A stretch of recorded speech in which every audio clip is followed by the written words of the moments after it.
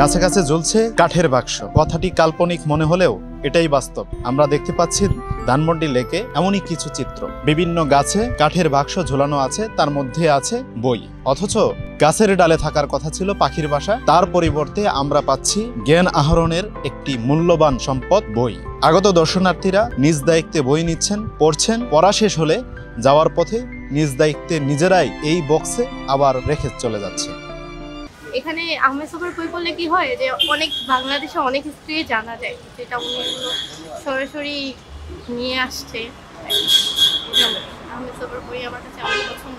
এখানে পেজে বা কোথাও একটা আমি ছবি দেখেছি যে এখানে আছে, সেই জন্য আজকে ভাবলাম যে আচ্ছা ঠিক আছে ওইখানে যে দেখে আসি যে কিরকম আছে বইগুলো, কি কি বই আছে। কেমন লাগে? কখনো দেখা হয়নি, এই ফার্স্ট টাইম দেখলাম, দেখে আসলাম বই পড়ার জন্য। আমি বই পড়তেছিলাম বিবাহিত ব্যাচেলর। আপনি বিবাহিত ব্যাচেলর কেন পড়তেছেন? মানে না, এটা ইন্টারেস্টিং লাগলো বইটা দেখে, তার জন্য আর কি পড়লাম। দেখে ভালো লাগলো, পড়ে ভালো লাগলো, এরকম কখনো দেখিনি এর আগে।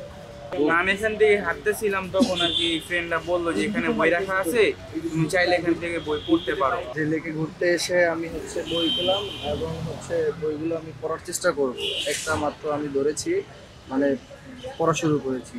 আমার কাছে উদ্যোগটা খুবই ভালো লেগেছে, খুবই ভালো লাগছে। মানে ওরকমভাবে প্রকাশ করতে পারছি না, কিন্তু আমার কাছে খুব ভালো লাগছে বিষয়টা।